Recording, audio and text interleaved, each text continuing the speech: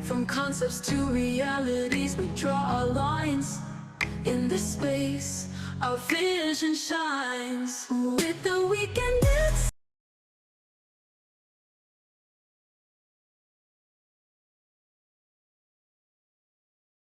Baik, Bismillahirrahmanirrahim. Assalamualaikum warahmatullahi wabarakatuh. Waalaikumsalam warahmatullahi wabarakatuh. Baik, selamat siang untuk kita semua. Salam sehat, salam bahagia, dan salam sejahtera untuk kita semua. Alhamdulillahirrabbilalamin. Wassalatu wassalamu ala asrofil anbiya'i wal mursalin. Sayyidina wa maulana Muhammadin wala alihi wassabihi ajmain. Amma ba'd. Yang terhormat kepada Ketua YI Provinsi Gorontalo, Bapak Eri Yohanes P. Erik ST MSc YI. Yang terhormat kepada narasumber Ibu Dr. Ten Adi Abida ST MT dan moderator Bapak Asta Juliarman Hatta ST MArs yang sudah hadir dalam acara webinar seri 23. Dan yang terhormat kepada Panitia Webinar YI Gorontalo, serta Bapak Ibu peserta webinar seri 23 yang insya Allah berbahagia ini. Pertama-tama, marilah kita panjatkan puja dan puji syukur atas kehadirat Allah Subhanahu wa Ta'ala yang selalu senantiasa melimpahkan rahmat, taufik, serta hidayah. Untuk mempersingkat waktu, sebelum acara webinar hari ini dibuka, maka perkenankan saya sebagai pembawa acara untuk membacakan susunan acara kali ini. Acara yang pertama yakni pembuka acara webinar, doa, sambutan Ketua YI Provinsi Gorontalo, pemaparan materi, diskusi dan tanya jawab, dan terakhir penutup dan foto bersama. Untuk mempersingkat waktu, dilanjutkan dengan pembacaan doa kepada Mas Akbar, kepada beliau dipersilakan.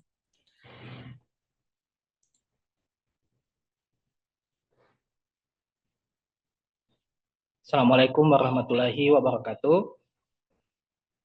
Selamat siang, salam sejahtera bagi kita semua. Marilah kita berdoa dengan khusyuk menurut agama dan kepercayaan masing-masing. Semoga acara webinar pada hari ini diberi keberkahan dan bisa berjalan dengan lancar. Izinkan saya untuk memenuhinya sesuai tuntunan agama Islam. Bismillahirrahmanirrahim. Alhamdulillahirrahmanirrahim. Ar-Rahmanirrahim. Maliki yaumiddin. Iyyaka na'budu wa iyyaka nasta'in. Ihdinas siratal mustaqim. Siratal ladzina an'amta 'alaihim ghairil maghdubi 'alaihim waladdallin.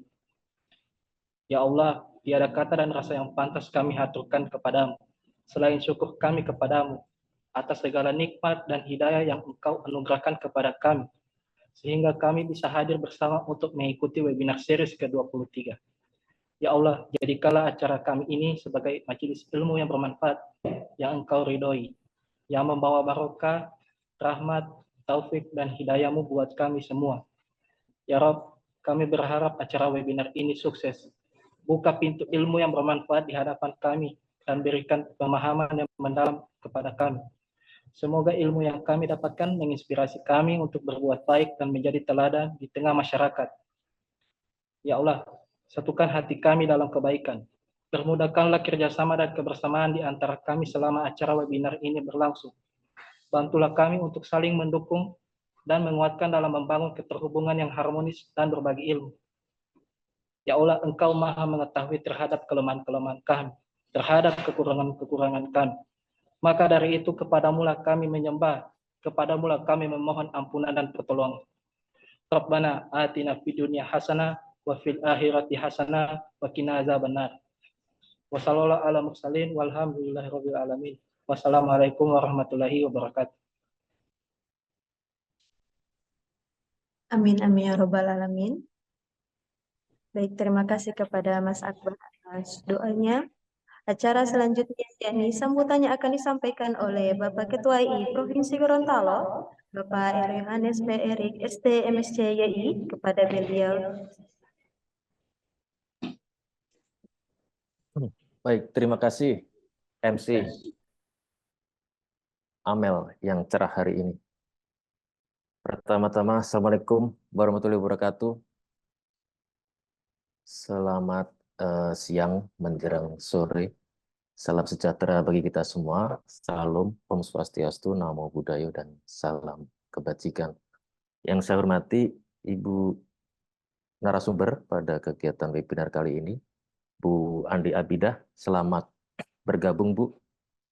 Semoga sehat walafiat. Terima kasih, salam kenal. Iya, makasih Bu.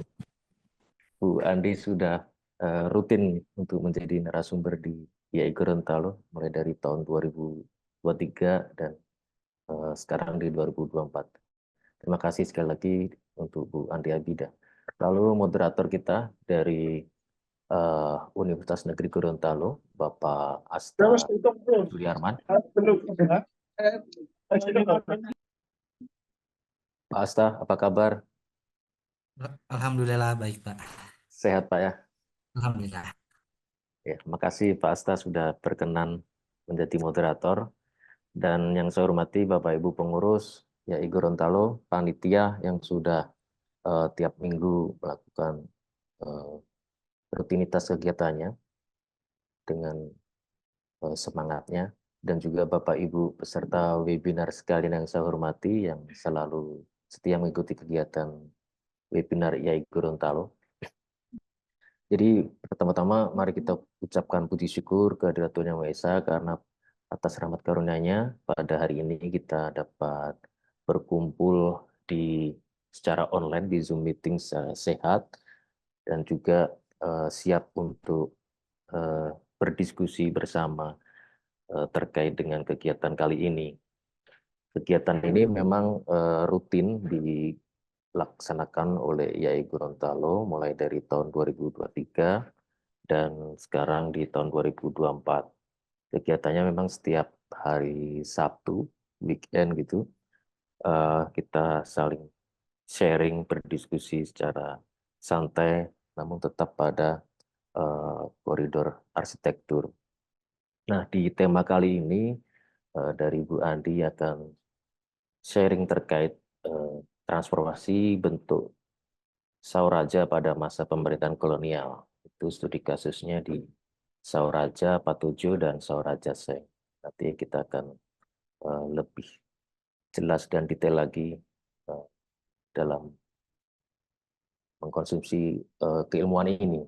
Semoga menjadi masukan yang bagus bagi kita semua.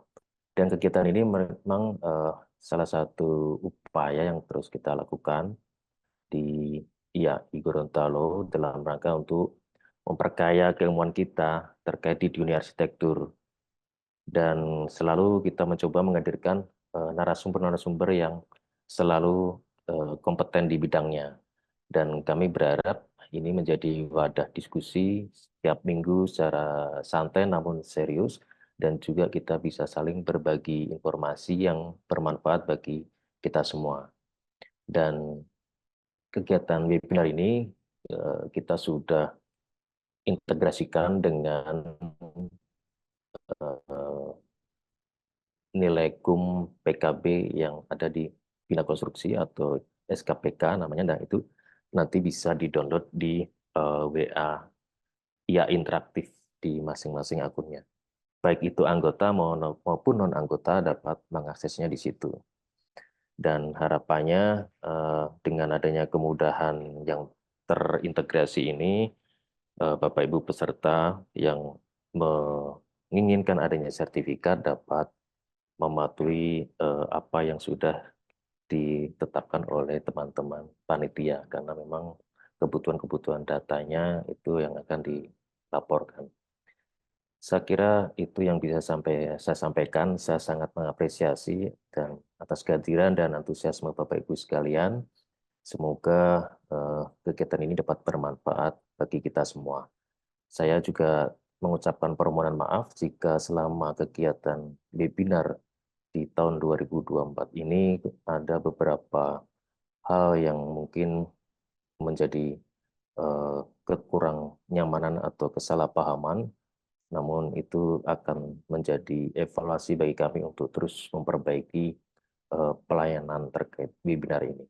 Terima kasih Bapak Ibu sekalian, selamat menikmati webinar kali ini dan selamat siang. Assalamualaikum warahmatullahi wabarakatuh. Waalaikumsalam warahmatullahi wabarakatuh. Terima kasih Bapak atas sambutannya. Baik, sebelum saya serahkan sama moderator, saya bacakan terlebih dahulu aturan selama Zoom webinar seri 23. Baik, yang pertama, peserta wajib menggunakan nama lengkap yang sesuai di sertifikat. Yang kedua, link absennya hanya akan dibagikan di chat Zoom pada saat sesi tanya-jawab. Yang ketiga, peserta dapat bertanya dengan cara menggunakan pertanyaan di kolom chat Zoom atau menggunakan fitur raise hand. Kemudian yang keempat, setiap peserta wajib mematikan audio atau mute selama webinar berlangsung kecuali atas izin moderator. Yang kelima, sertifikat dapat diunduh di WhatsApp YI interaktif dengan menggunakan nomor handphone pribadi. Yang keenam, bagi peserta yang mengambil e-sertifikat dapat mengisi Google Form pendaftaran terlebih dahulu secara lengkap dan mengisi absen. Apabila tidak melakukan pengisian kedua hal tersebut secara lengkap dan benar, maka sertifikat tidak dapat diterbitkan. Baik, acara selanjutnya adalah pembacaan CV moderator.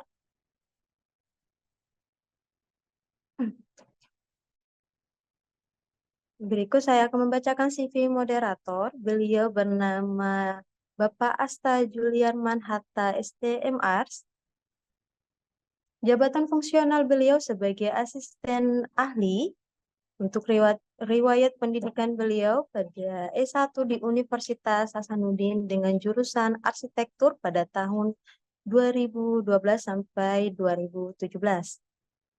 Yang kedua ada S2-nya di Institut Teknologi Bandung dengan jurusan arsitektur pada tahun 2018 sampai dengan 2020.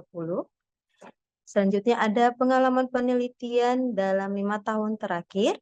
Yang pertama pada tahun 2022 dengan judul penelitian yaitu adaptasi budaya berarsitektur masyarakat migran suku Bugis di Kota Gorontalo.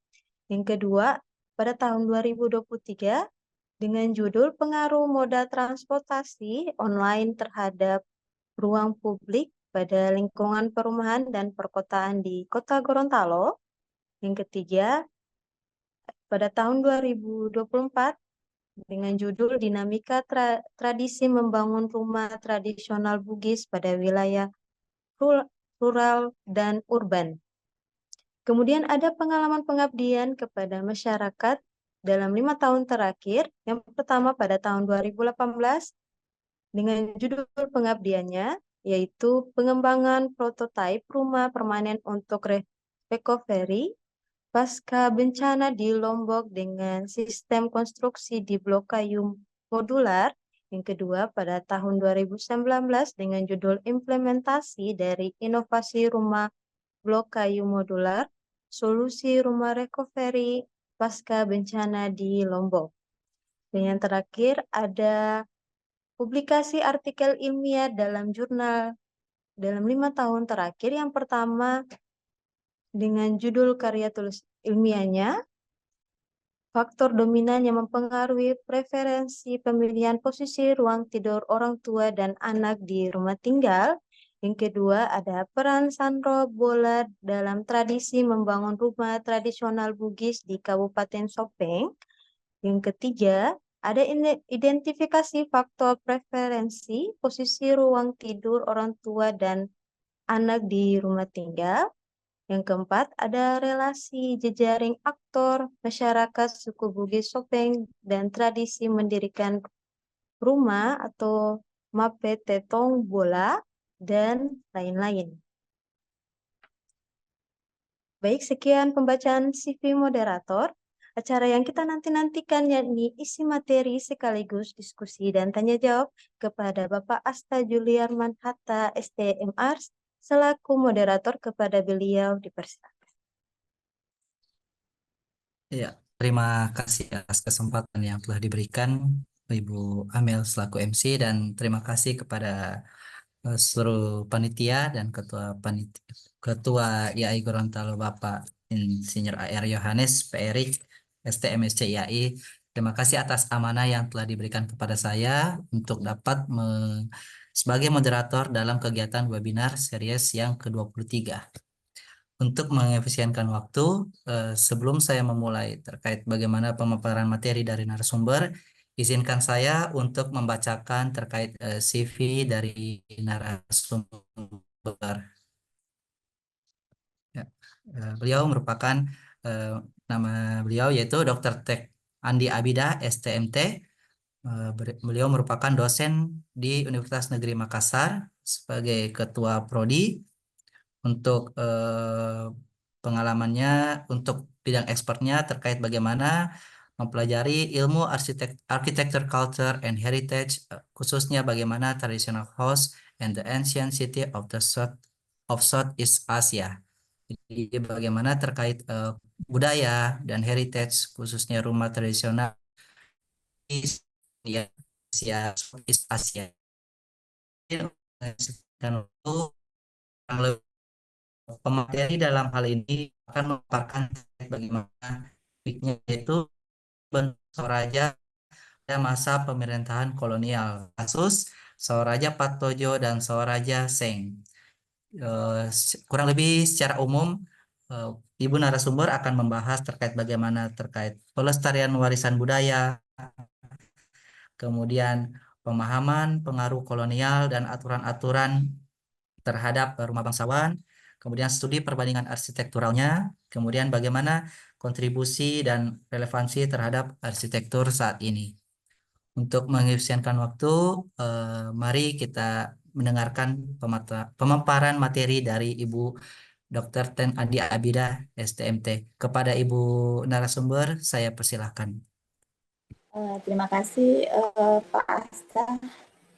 Salam ketemu kembali nih Pak Asta. Saya juga ini kedengaran suara saya? Terdengar, Halo? Bu. Ya. Oh ya. Terima kasih. Saya ucapkan terima kasih ke IAI Gorontalo yang telah memberi kesempatan kepada saya untuk men-share hasil penelitian saya, walaupun belum dipublikasikan ya. Dalam proses publikasi sebenarnya. Mungkin saya akan mempersingkat waktu. Saya akan share, izin share Bapak, Ibu, ya Pak Asta, saya izin share ya. Iya Bu, dipersilakan.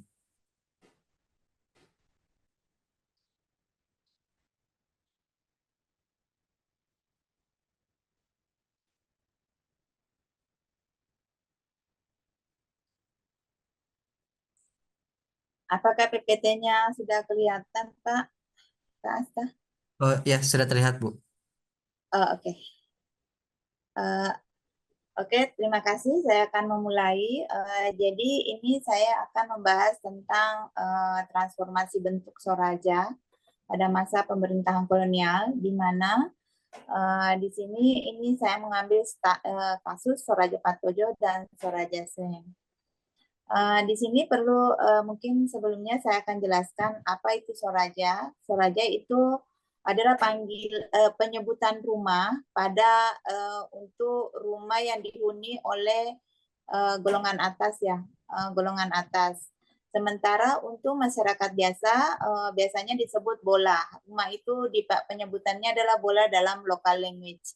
Dan Toraja itu adalah panggilan penyebutan rumah untuk orang bangsawan atau orang ningrat di daerah Bugis.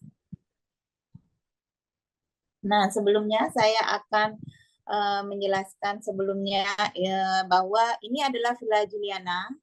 Villa Juliana ini dibangun pada masa pemerintahan Ratu Wilhelmina. Jadi villa ini dulu itu dibangun untuk tempat peristirahatan Ratu Wilhelmina apabila dia berkunjung ke daerah Sulawesi. Nah, pada saat itu dia akan berkunjung ke Sulawesi, maka dibangunlah villa di daerah Sopeng. Kebetulan daerah Sopeng itu memiliki udara yang sejuk. karena berada di pegunungan. Dia berbukit-bukit ya lahannya, dia itu hawanya dingin lah pada zaman itu. Tapi kalau zaman sekarang sudah tidak ya. Nah, ini villa ini menandakan bahwa Belanda pernah masuk atau pernah berada di daerah Bugis ini di Kabupaten Sopeng, ditandai dengan beberapa peninggalan kolonial yang ada di sana. Nah, kita lihat rumah yang ada di sini, ini adalah villa. Di belakang villa itu ada kantornya untuk pemerintahan kolonial. Ada di belakang villa ini ada bangunan lagi, berapa ruang itu dulu berfungsi sebagai kantor. Nah, ini bangunan ini nanti akan ada hubungannya dengan Soraja Patojo dari bentuk ya. Selanjutnya saya akan jadi rumah Bugis itu di sini saya akan membagi dalam tiga ini, rumah rakyat, rumah bangsawan, dan rumah raja. Jadi saya kan fokus ke rumah bangsawan atau rumah raja pada penelitian ini. Jadi ini adalah rumah yang di sebelah kiri itu adalah rumah bangsawan atau Soraja yang juga dihuni oleh orang bangsawan. Jadi ini kalau tidak salah ini dari Bone ya, ini saya ambil dari internet. Jadi kita bisa melihat atapnya ya, dia masih menggunakan simbol-simbol kebangsawanan ya. Kita bisa lihat dari ujung atapnya, dari bentuk rumahnya. Dari bentuk rumahnya itu sudah kita bisa lihat bahwa rumah ini adalah rumah orang Bugis dengan karakter yang kita lihat ya secara fasad ini. Sebagaimana juga dijelaskan Roksana di bukunya bahwa rumah orang Asia itu memiliki penanda itu adanya anjing seperti misalnya tanduk kerbau dan atau ayam seperti yang kita lihat pada bangunan yang ada di sini di sebelah kanan. Bangunan yang ada di sebelah kanan ini adalah rumah Datu Sopeng yang dibangun pada abad ke-14. Ini foto yang saya ambil itu di abad ke-14 ya. Jadi kebetulan foto ini saya dapat dari keluarga Datu Sopeng yang masih berwarna, sementara yang saya dapat di ini tidak berwarna. Jadi ini kita bisa lihat bahwa ini masih karakter kita bisa lihat ini adalah karakter dari rumah-rumah Asia Tenggara seperti yang dijelaskan oleh Oliver bahwa rumah Asia Tenggara itu berbentuk H, strukturnya berbentuk H dengan atap yang lurus ke bawah ya. Jadi dia tidak membengkok, tidak lurus terus ada sedikit bengkok atau tidak mengenal atap patah gitu. Jadi kita bisa lihat seperti apa yang diceritakan oleh Oliver di bukunya Encyclopedia Vernacular Architecture in the World. Di sini dijelaskan bahwa ada tempat duduk pada bagian depan yang kiri kanannya tangga, itu benar seperti apa yang dijelaskan Oliver ya. Nah, ini saya lanjut, ini juga dari bukunya Oliver jilid 2 tentang arsitektur tradisional, arsitektur vernakular. Ini kita bisa melihat bahwa rumah Bugis itu masih memiliki tanda ya. Penanda di ini ada 3 bench, ada 3 layer, terus ada ujung ornamen di pinggir-pinggir atap ya. Ini kita bisa lihat struktur seperti sebagaimana juga yang dijelaskan oleh ini yang dijelaskan Oliver dengan beberapa peneliti lain bahwa bentuk rumah Asia Tenggara itu tidak hanya orang Bugis, tapi itu karakter dari arsitektur Asia Tenggara bahwa strukturnya itu berbentuk H, ya seperti yang kita bisa lihat di sini. Nah ini saya ambil dari bukunya Oliver ya, jilid 2, buku Encyclopedia Vernacular Architecture. Nah di sini dari catatan Mates 1874, di sini dijelaskan bahwa rumah Rumah Bugis itu seperti ini, dia atapnya lurus. Ini yang diambil itu masih ini sketsa tangan, jadi benar-benar kelihatan bahwa atapnya itu pelana ya, atapnya pelana dan samalah dengan bentuk rumah-rumah di daerah Asia Tenggara. Nah, kita akan masuk ke objek ya. Jadi Patojo merupakan salah satu kerajaan kecil pada zaman itu ya, punya wilayah otoriti yang tidak termasuk dari wilayah Kedatuan Sopeng, di mana wilayah tersebut independen. Jadi dia tidak memberi upeti kepada di Kedatuan Sopeng. Jadi dia memiliki otoriti sendiri. Nah, Soraja Patojo sebelumnya itu saya akan ini dia di dalam itu, di kawasan Patojo itu yang bekas wilayah kerajaan Patojo itu masih ada benteng yang ada di sana. Kemudian jadi dalam benteng itu ada rumah, disitulah dulu tempatnya Soraja Patojo, kemudian oleh Datu Panangara atau Datu Patojo ke-13 dia rumah tradisional, rumah Soraja ini dipindah keluar dan dilengkapi dengan beberapa fasilitas seperti ada alun-alun, masjid, terus ada tempat ibadah, tempat pendidikan, dan lain-lain sebagainya. Nah, ini yang seperti tadi yang saya jelaskan, bahwa dia itu ada fasilitas, di sana ada pasar, tapi pasar itu sudah hilang, tidak bisa dilihat sekarang jejaknya karena sudah menjadi tempat permukiman warga. Nah, Soraja Patojo itu terdiri ada dua, di sana ada dua Soraja, itu Soraja Tanre dan Soraja Kancik. Tanre artinya itu tinggi. Ya, ini local language ya, jadi bahasa lokal di sana. Terus Soraja Tanre itu adalah Soraja berbentuk panggung, sementara Soraja Kancik adalah yang menggunakan material batu. Nanti kita bisa lihat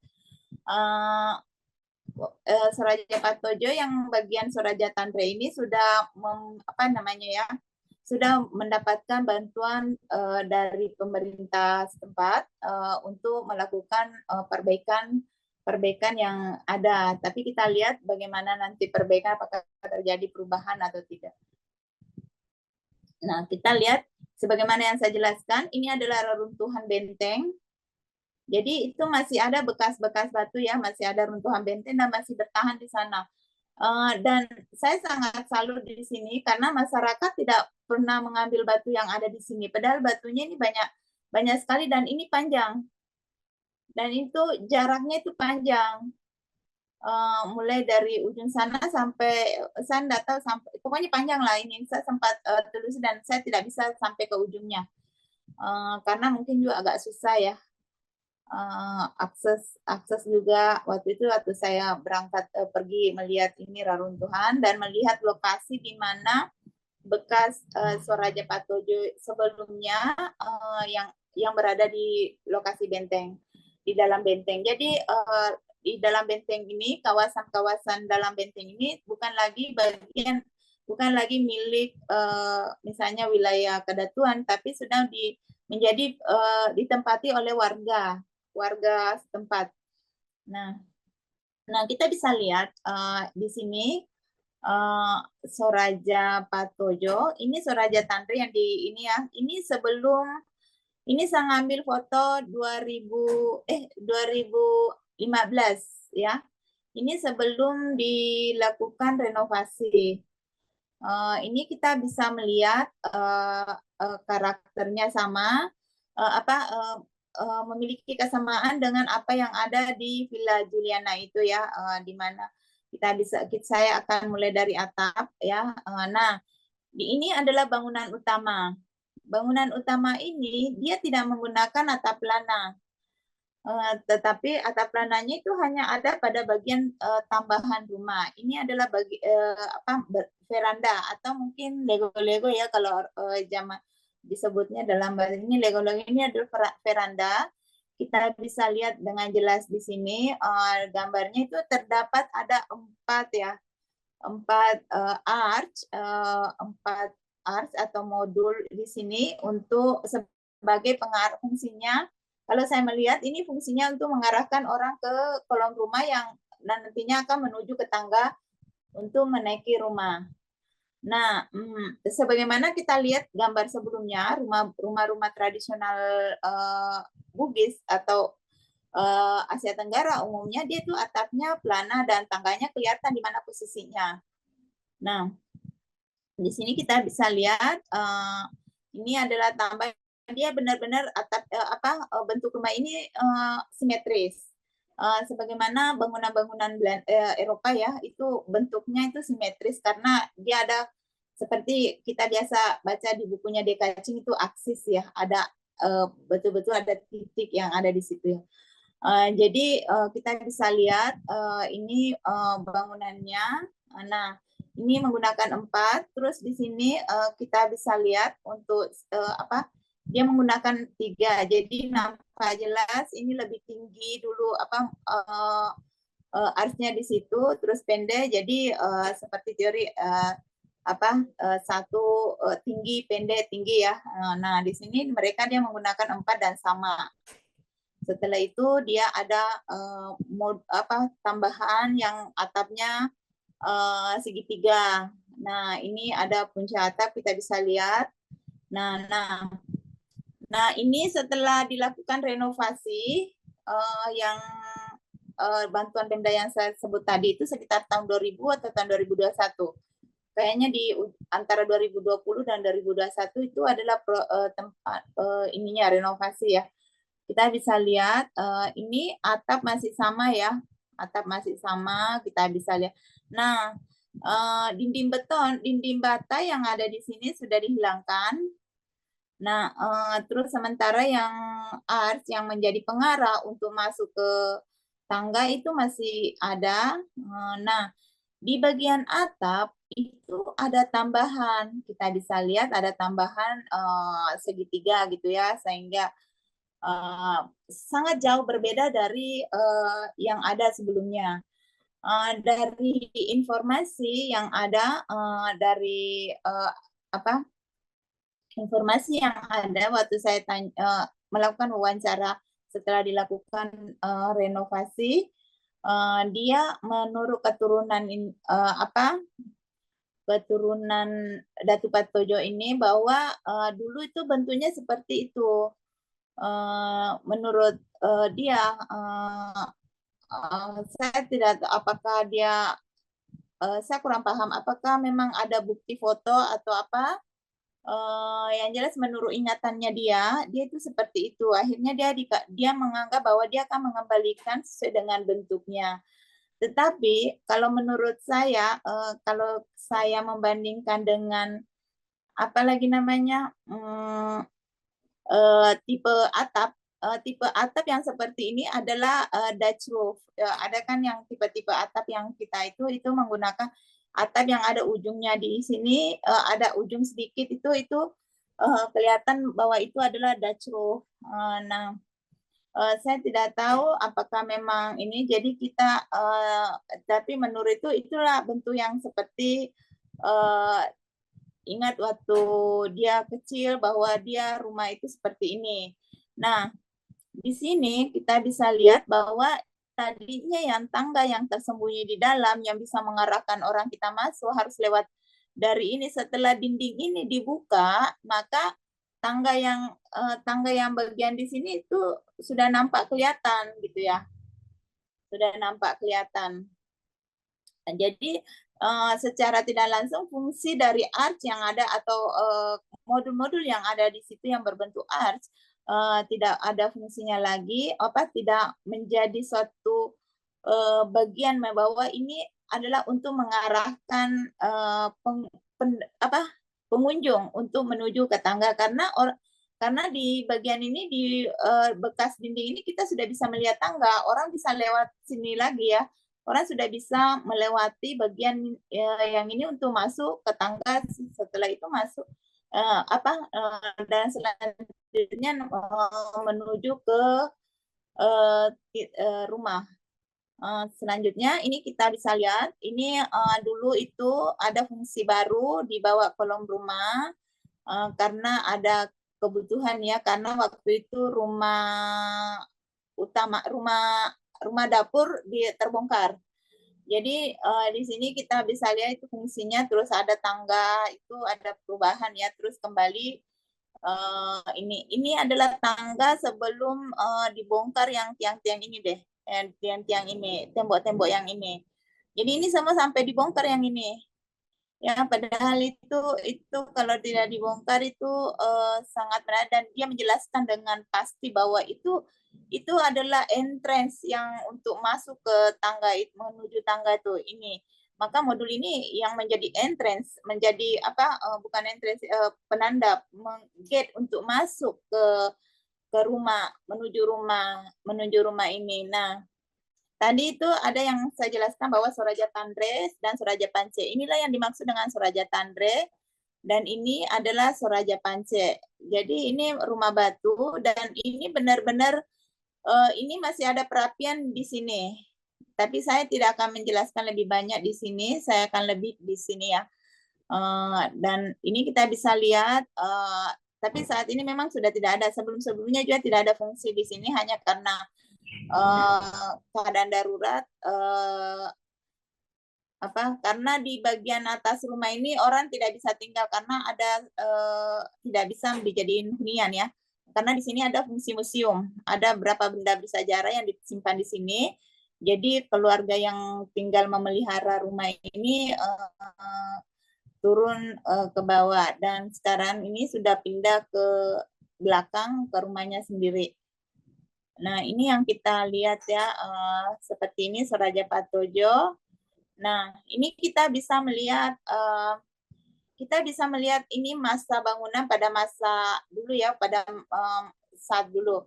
Ini salah, ini maaf, ini saya tulis joke, sebenarnya bukan joke ya, itu anak bola, atau ini adalah atau rumah dapur ya, atau yang dikenal dengan rumah dapur, di mana fungsinya ini adalah untuk memasak dan keluar orang kepercayaan raja tinggal di sini ya, misalnya tukang kebun, orang yang ngurusin kebunnya, orang yang mengurusi masak-masak di sini, pokoknya untuk mengurusin datu di sini, itu tinggalnya di sini.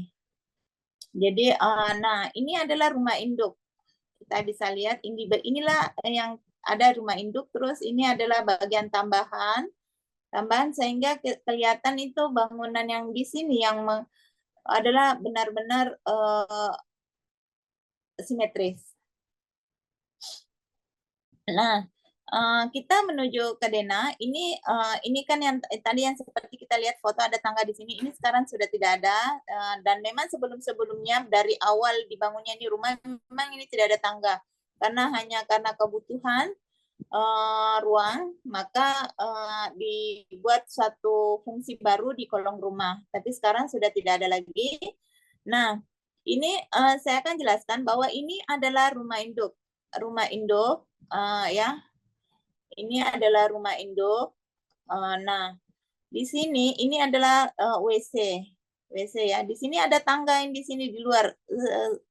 Sayang gambarnya tidak, harusnya ada gambar tangga di sini. Sini ada tangga di mana orang akan untuk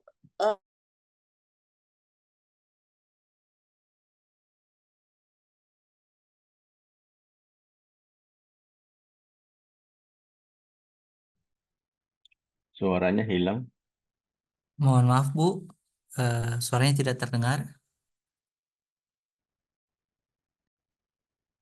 Bu Andi Abida, mohon maaf Bu, suaranya terputus.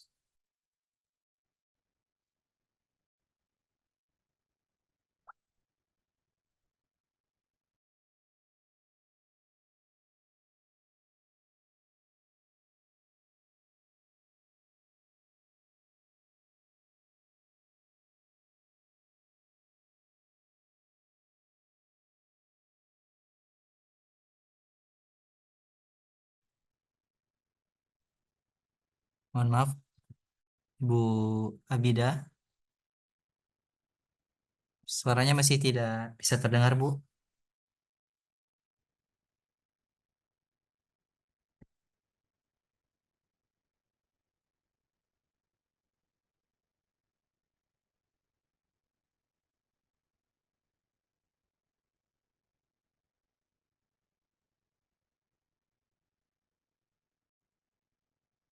Mohon maaf, MC suaranya masih belum terdengar ya?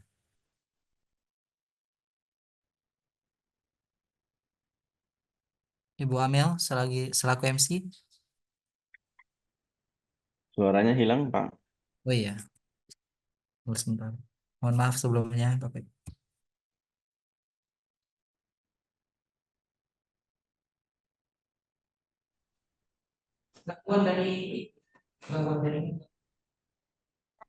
Gangguan dari langsung mungkin bisa.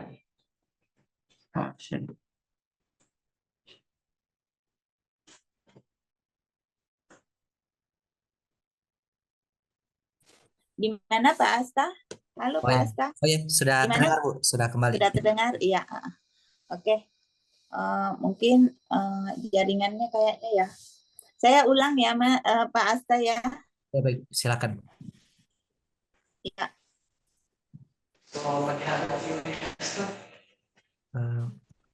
Izin menyampaikan informasi kepada para peserta. Bagi yang ingin nanti bertanya, bisa menggunakan fitur raise hand ataupun mengetik pertanyaan di kolom chat pada Zoom. Terima kasih. Oke, di sini saya akan lanjut ya, Pak Asta, kelihatan kedengaran? Terdengar, Bu. Ya, di sini yang bagian ini, bagian depan itu itu adalah berfungsi tamping. Sebenarnya ini yang garis ini bukan dinding, tapi itu ada balok di situ ya, ada balok yang fungsinya mungkin untuk pembatas maya ya, itu tipis banget. Jadi ini Chatnya, share screen-nya belum tampil ya, Bu? belum terampil. Ya, masih tampilan.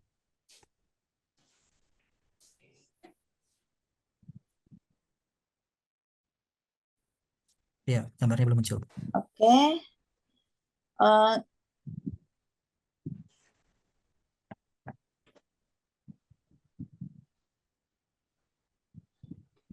Pak Asta udah kelihatan enggak ya? Pak Asta, share belum muncul. screen-nya Belum, Hah? belum, Bu. Belum muncul, Bu. belum muncul. Belum kelihatan, Bu. Belum. Iya, sebentar ya. Oh, soalnya ini hanya host yang bisa men-share file, sudah tersetting. Only the host can share in this meeting. Oh ya, kepada Ibu MC selaku panitia mungkin boleh diberikan. Bu, sudah dijadikan host lagi, Bu. Sudah bisa Baik. di-share screen ulang. Oh ya, baik, terima Oke. kasih.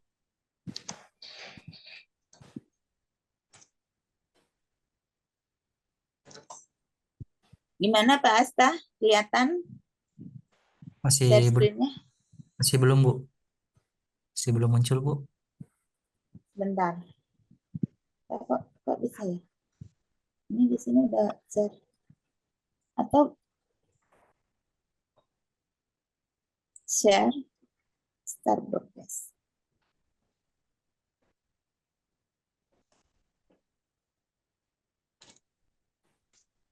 Di mana Pak Asta? Kelihatan? Ya, Bu, sudah muncul, Bu. Oke. Saya akan kembali ke sini ya. Udah kelihatan nggak Mas? Ya. Pak Asta? Sudah muncul, Bu. Mas ya. Saya lupa ini. Oke Pak Asta, makasih. Jadi kita akan lihat bahwa ini adalah rumah utama ya. Rumah utama di depannya ini adalah berfungsi tamping.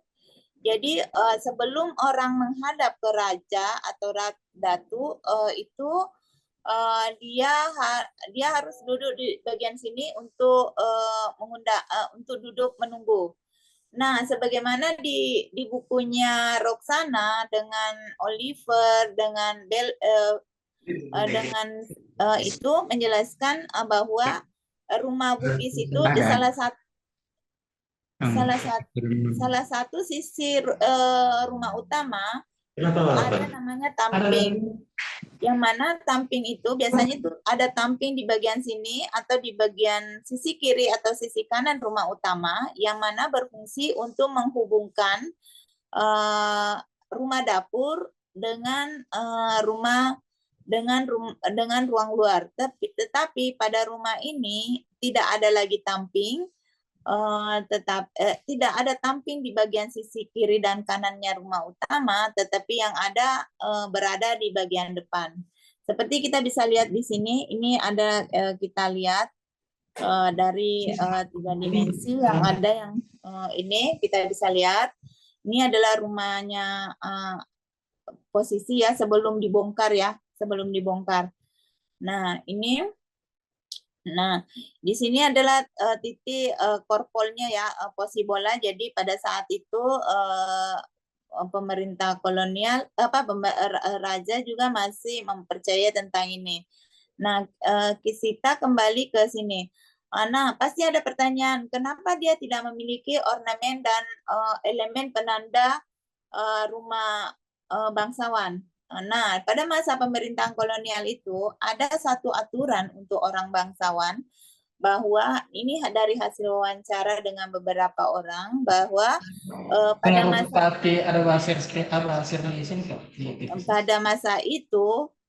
masa itu pemerintah kolonial memberikan aturan bahwa rumah bangsawan itu harus sama dengan rumah rakyat biasa, rumah masyarakat biasa, yaitu harus simple. Ya, tidak boleh ada ornamen yang membuat rumah tersebut menjadi lux atau menjadi mewah.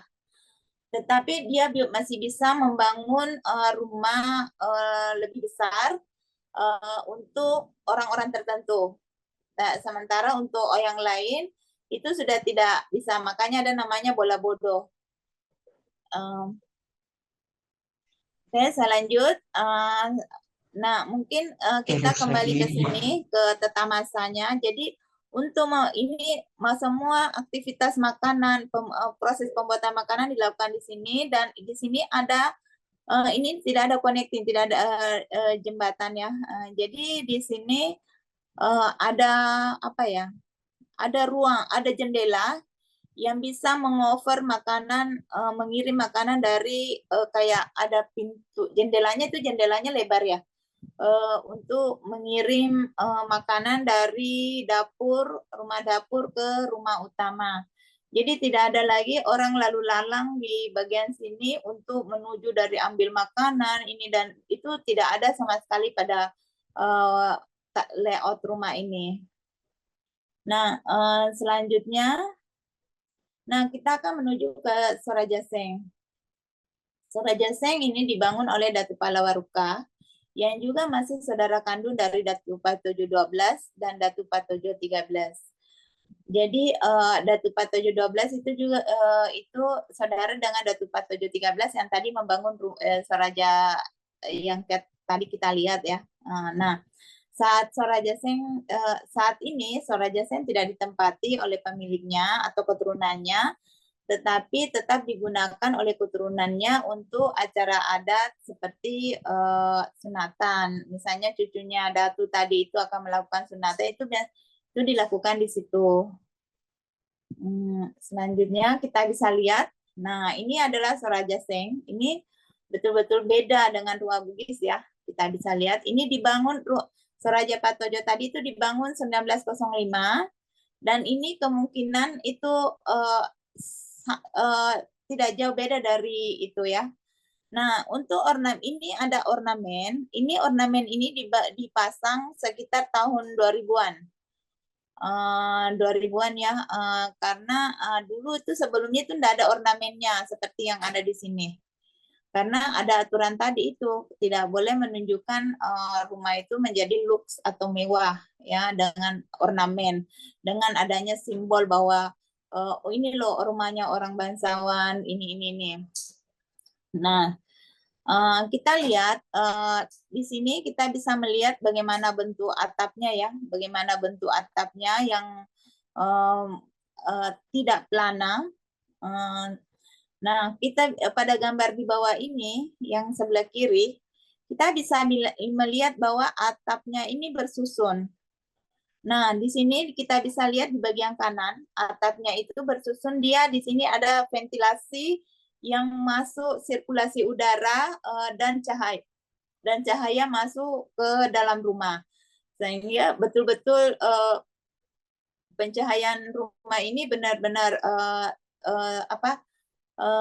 nampak terlihat ya bahwa pencahayaan dalam rumah ini betul-betul sehat ya kalau kita mau menjelaskan rumah sehat betul-betul sehat ini ventilasinya sudah jelas ada di atas sehingga sebagaimana kita tahu ya udara kan selalu ke atas. Nah, mungkin kita pernah biasa melihat bangunan-bangunan abad ke-17, 14 di Eropa, di mana itu ada bangunan intinya dulu, setelah itu ada berapa meter ya, 1 meter, setelah itu ada ini, terus ada patung-patung. Nah, dia kelihatan bersusun atapnya. Nah, ini kita bisa lihat, tapi dia teradopsi dalam bentuk rumah kayu. Nah, kita bisa lihat bagaimana bentuknya di dalam. Jadi rumah ini juga tidak ada tamping di sisi kiri atau sisi kanan rumah utama. Nah, kita bisa lihat rumah ini ada level yang lebih tinggi ya. Jadi di rumah utama itu dia lebih tinggi, dia harus menaiki 3 anak tangga seperti yang terlihat di bawah di gambar di bagian bawah ya. Nah, di situ jelas perbedaan level itu. Jadi orang sebelum masuk ke datu itu dia harus menaiki tangga dulu. Nah, antara tangga di sini dia masih kita bisa masih melihat itu kita lihat foto kanan bagian bawah kita bisa lihat di ada balok yang menonjol itu adalah papatung tulang. Jadi itu batas maya orang yang bisa duduk posisi ini itu melihat jadi ada orang ini yang bisa melewati ini. Itu ada aturan secara tidak tertulis. Nah, tapi saya tidak akan menjelaskan sampai ke sana. Nah, ini kita bisa lihat bangunannya seperti ini. Kita bisa melihat atap yang benar-benar berbeda dengan seperti apa yang dijelaskan oleh Roxana dan Oliver bahwa bentuk atapnya itu rumah Bugis seperti ini di salah satu ini ada ya. Nah, kita bisa lihat dari tampak bangunan dari ini ya yang kiri kita melihat kiri sayang ini waktu saya ngambil foto ini matahari masih ada ya pada saat itu. Nah, kita bisa lihat ini bangunannya itu benar-benar tidak rumah itu kayak bersusun. Di sini ada jalur sirkulasi udara, ventilasi udara ya. Seperti yang terlihat pada foto bagian atas sebelah kanan itu nampak ya sirkulasi udara di situ ya, ada ini ya ada sirkulasi udara, ada pancaran, jadi atapnya itu bersusun.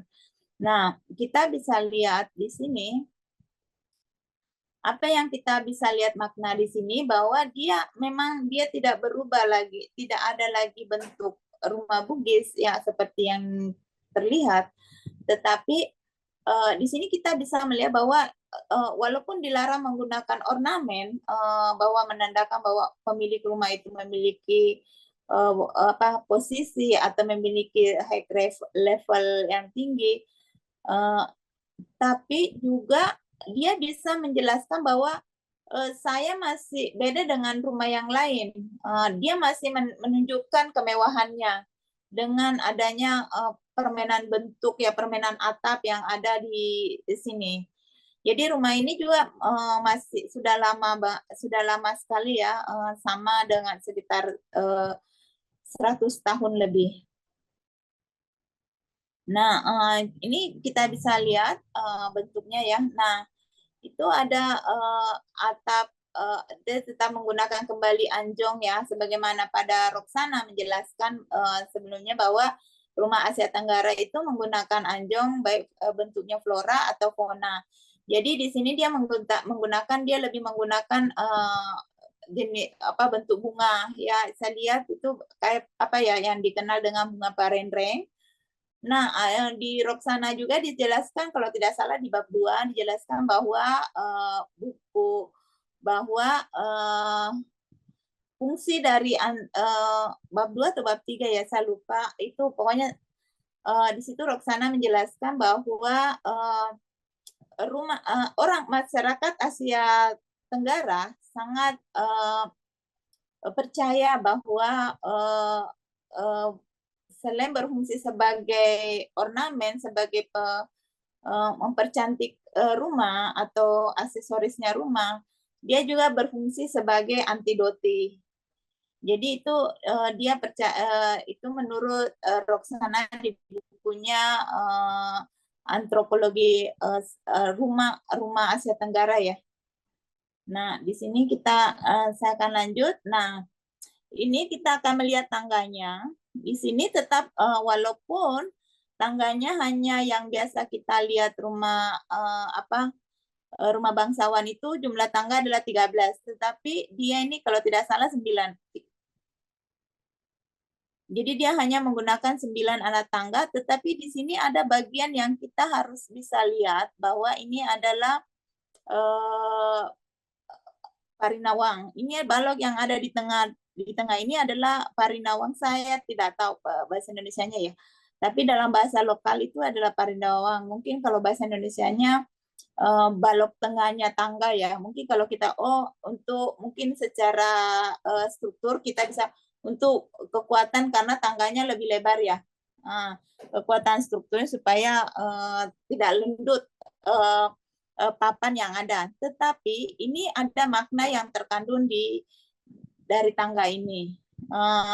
Tangga ini memiliki fungsi, memiliki makna, simbol bahwa pemilik rumah ini memiliki posisi di pemerintahan pada masa itu. Jadi ini adalah simbol bahwa India memiliki posisi, pemilik rumah memiliki posisi di pemerintahan pada saat itu. Nah, di sini juga kita bisa melihat bahwa tangga tidak langsung ke bawah, ke dasar ya, tapi ada stek yang untuk menjadi landasan tangga. Itu menandakan bahwa pemilik rumah ini bukan orang biasa. Nah, kita kembali ke ini ya, ke denah. Nah, denah yang ada di sini kita bisa lihat, ini rumah yang bagian belakang itu ada tangga. Ini ditempati oleh orang yang memelihara, menjaga rumah ini dan menjaga rumah ini. Jadi mereka tidak boleh menempati bagian daerah sini. Karena yang boleh tinggal di sini hanya anak keturunannya. Nah, kita bisa lihat bahwa rumah ini memiliki Suaranya hilang 4. lagi. Halo? Halo? Ya bisa terdengar, Bu. Ya. Jadi tangga, saya lanjut ya Pak Asta, Ya, silakan. Bapak Ibu. Jadi kita bisa melihat bahwa rumah bagian di belakang ini berfungsi untuk orang yang menjaga rumah itu, sementara untuk depan itu tidak boleh ditempati oleh siapapun, hanya boleh ditempati oleh keturunannya. Sehingga ada tempat untuk di sini untuk memasak dan seterusnya. Tidak boleh, menurut hasil wawancara kita tidak boleh melakukan masak di sini ya, aktivitas memasak semua ada di belakang. Nah, kita bisa melihat ini denahnya mereka lurus, terus di sini ada harusnya ada tangga di sini tadi. Harusnya ada tangga, jadi kita bisa lihat di sini ada tangga untuk stage naik ke daerah ini. Jadi orang yang akan bertemu raja atau datu, maka dia harus stop atau singgah, pause. Jadi ini bagian ini adalah ruang pause, ruang apa ya? Ruang persinggahan sementara. Ruang persinggahan sementara baru akan masuk ke bagian depan yang tadi lantainya lebih rendah.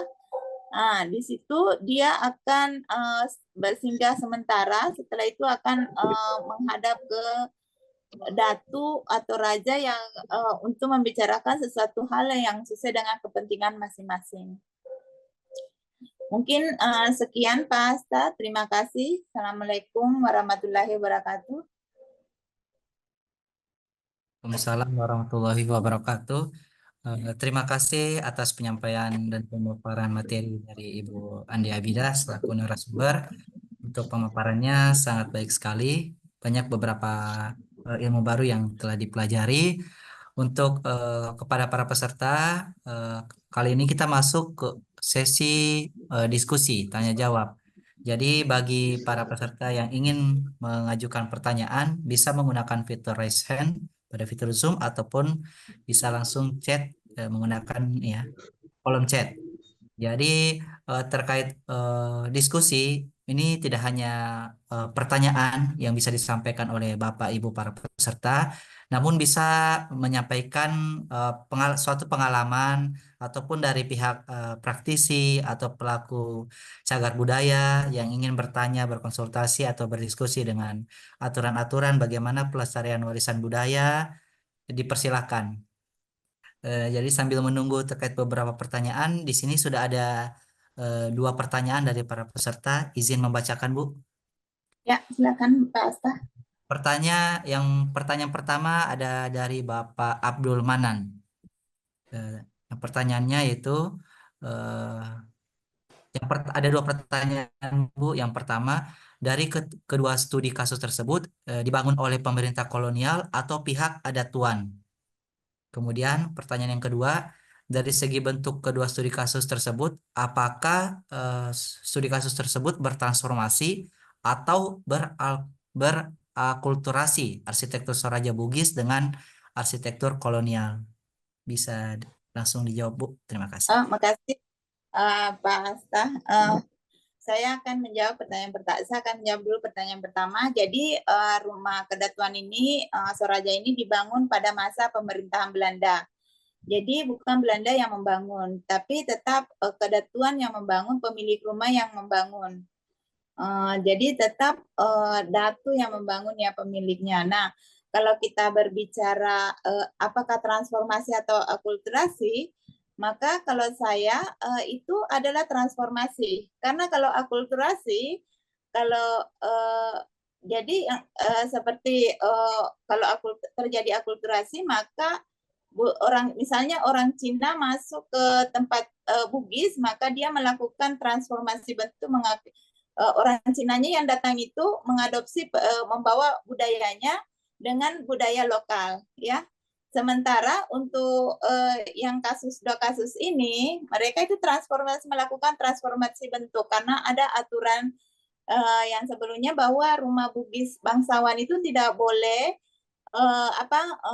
menggunakan ornamen dan elemen-elemen penanda bahwa itu adalah rumah bangsawan yang membuat rumah tersebut menjadi luks. Karena di mana pada saat itu aturan kolonial bahwa rumah bangsawan itu harus simple, seperti dengan rumah rakyat biasa. Sehingga dia mungkin karena itu terjadi suatu transformasi karena dia mungkin ini analisis sementara ya. Jadi mungkin karena dia tidak bisa menggunakan timpa laja sebagai simbol kebangsawanannya, misalnya menggunakan 7, menggunakan 5, tidak bisa menggunakan itu, maka kalau dia sama atapnya polos, maka dia kan mungkin merasa ada sesuatu yang tidak nyaman. Sehingga dengan mengubah bentuk ini, maka dengan mengadopsi beberapa arsitektur Eropa ke dalam bangunannya, maka dia itu merasa masih berada dalam posisi status mereka yang masih high level, high rank sosial. Mungkin itu dari saya, Pak Asta. Oh ya, baik. Untuk Pak Abdul Manan, apakah terdapat timbal balik atau ada tanggapan dari Pak Abdul Manan sendiri? Mungkin jika tidak ada, nanti di sesi berikutnya bisa dipertanyakan kembali. Kemudian izin dari Pak Syarun ST ya, silakan Pak untuk bertanya. Baik, Assalamualaikum warahmatullahi wabarakatuh. Assalamualaikum warahmatullahi wabarakatuh. Iya, waalaikumsalam. izin bertanya, Bu, terkait dengan rumah Sauraja ya. Iya. Saya saya sangat apa namanya senang mendengar dengan adanya materi seperti ini, karena kenapa? Bagaimana kita bisa lebih mengenal bangunan-bangunan bersejarah, bangunan-bangunan yang dibangun oleh para uh, raja-raja kita terdahulu, sehingga bisa kita implementasikan ketika kita mendapatkan sesuatu, bangunan-bangunan seperti cagar-cagar budaya atau apa dan sebagainya. Jadi yang ingin saya tanyakan ini, Bu, terkait dengan apakah ada standar ketinggian dari tanah ke lantai terkait dengan bangunan Sauraja ini. Itu yang pertama, Bu. Yang kedua adalah kenapa di dalam ruangan bangunan Sauraja ini tidak menggunakan kamar, maksudnya tidak ada kamar tidur. Saya lihat di denahnya itu tidak ada kamar tidur yang dibuat untuk tempat tidur misalnya anak dan sebagainya. Ya, itu barangkali pertanyaan saya, Bu. Ya, 2 poin. Mohon mungkin bisa dijelaskan. Terima kasih. Wassalamualaikum warahmatullahi wabarakatuh. Pak Asta, saya lanjut ya, langsung ya. Ya. Makasih Pak. Ya, saya akan menjawab pertama, apakah ada standar ya jarak antara lantai tanah ke lantai. Nah, saya akan di sini mungkin untuk rumah bugis secara umum ya. Ini waktu itu saya melakukan sampel itu 350 rumah. Jadi di sini saya melihat untuk rumah bangsawan yang memiliki kawasan, memiliki daerah otoriti, misalnya dia pemimpin di daerah itu, saya melihat bahwa rumahnya itu tidak karena ada juga pendek, ada tinggi.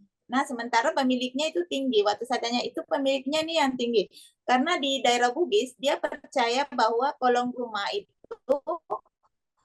mengambil standar dari ukuran suami.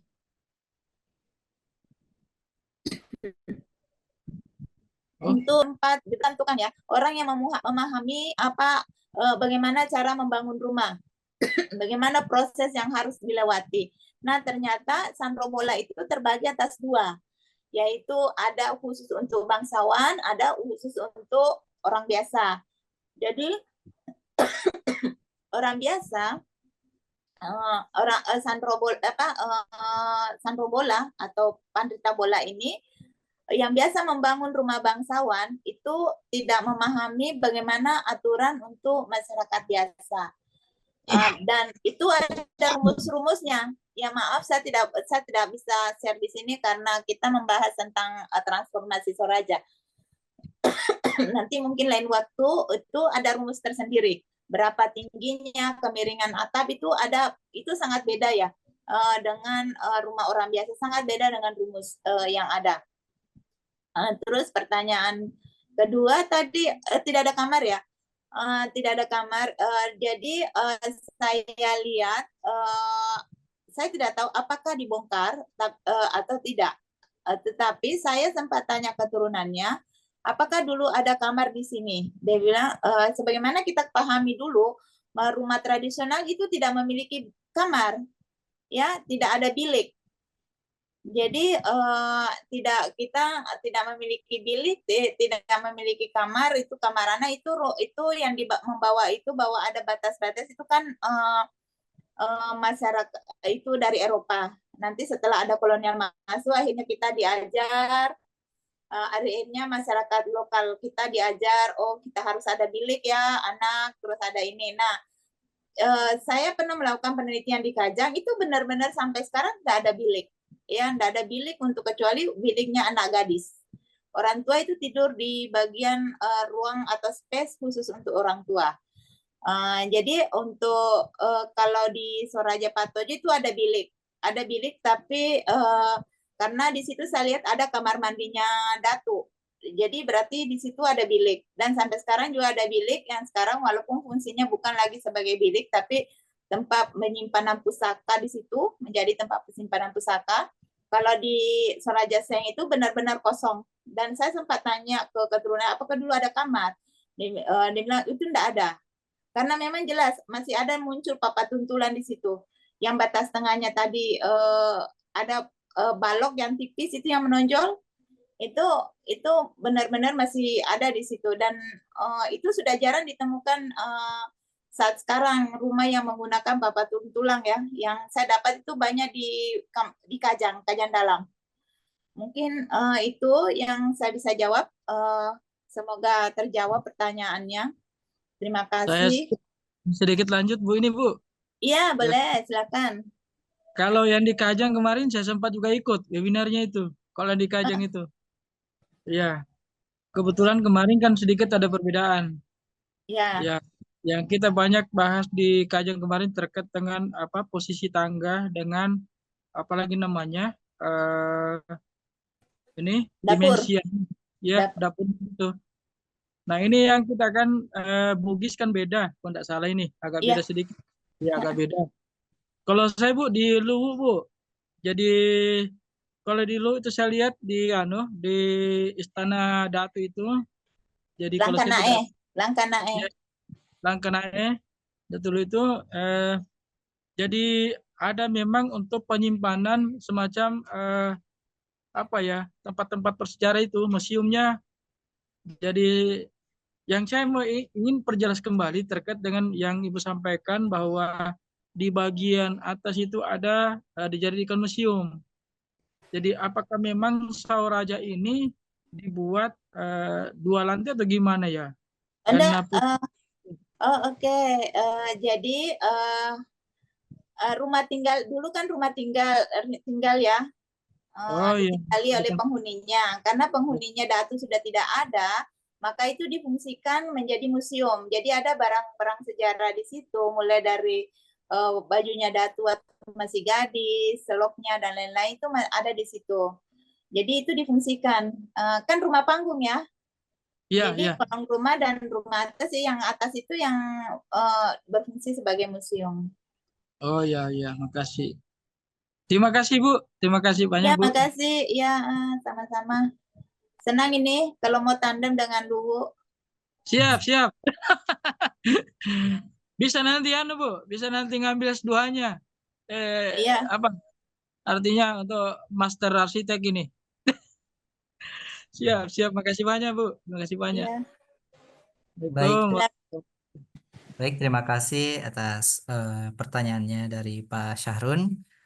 Izin membacakan terkait pertanyaan selanjutnya Bu dari para peserta. Ada dari Ibu Dara Fitriani.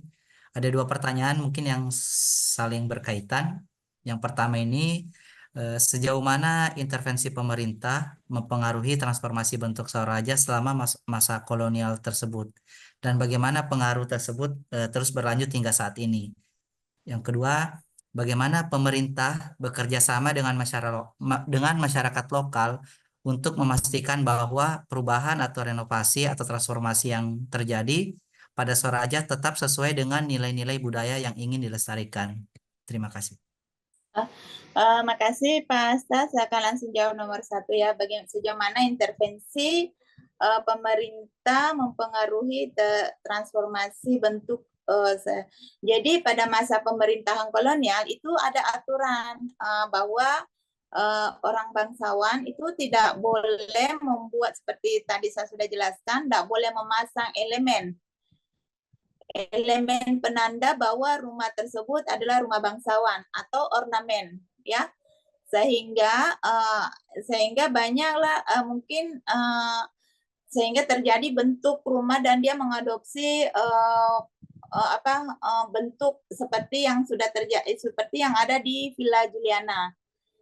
Jadi Jadi kalau sampai sekarang itu tidak ada lagi intervensi, tidak ada lagi apa, tidak ada lagi kelanjutan pengaruhnya ya kolonial itu ke sampai sekarang ini. Jadi setelah tahun 45, setelah kita merdeka, bangsawan atas ya, maksudnya yang bergelar datu itu anak raja itu sudah mulai kembali membentuk rumah, membangun rumah sesuai dengan rumah Bugis yang mana ada timpak lajanya sebagai simbol tingkatan sosial. Dia sudah kembali ke situ, tetapi tidak menggunakan ornamen lagi. Karena kenapa? Mungkin karena ornamen itu biayanya mahal, dan ada dua kemungkinan, tidak ada lagi yang pandai untuk membuat ornamen seperti ukiran-ukiran yang ada di Soraja, ornamen yang seperti di Soraja seperti zaman dulu ya, sebelum ada aturan kolonial itu. Karena adanya larangan itu sehingga tidak ada lagi transfer knowledge ke generasi berikutnya tentang bagaimana ornamen elemen yang ada. Jadi tidak ada lagi anak-anak muda atau generasi muda yang pandai membuat ukiran-ukiran itu. Terus untuk pertanyaan nomor 2, bagaimana pemerintah bekerja sama dengan masyarakat lokal untuk memastikan bahwa perubahan dan atau renovasi pada Soraja tetap sesuai dengan nilai-nilai budaya yang ingin dilestarikan. Mungkin ini sulit saya jawab ya, karena yang memiliki di Soraja itu bukan masih ada siapa yang punya rumah itu, karena apa ya, Soraja itu tidak menjadi bagian dari wilayah, bukan pemerintah yang memutuskan, jadi keluarganya Datu ini yang memutuskan. Jadi gitu, jadi masih apa ya, gimana ya cara menjawabnya. Jadi pemerintah lokal dan masyarakat nggak bisa intervensi ya, karena dia mungkin menganggap bahwa ini punya Datu gitu ya, Datu yang punya ini, mau rumahnya dia. Tetapi saya melihat keluarga Datu ini punya sangat sangat antusias untuk melakukan mempertahankan bentuk rumah dan tradisi yang ada pada Soraja itu. Cuma ya atapnya itu saya kurang paham karena mungkin kita memang harus melakukan kajian dulu bahwa beginilah bentuknya. Cuma waktu itu waktu saya interview, dia bilang waktu dia ingat waktu kecil itu ada atap kecil-kecil di situ. Saya juga belum, kita mungkin tidak ada bukti ya, bukti foto, bukti ini. Jadi kita tidak tahu apakah memang ini yang bentuk asli tadi yang ada tambahan atap atau bentuk aslinya seperti yang sebelumnya. Itu mungkin itu yang bisa saya jawab mungkin. Baik, Terima kasih Pak Asta. baik, terima kasih Bu atas jawabannya.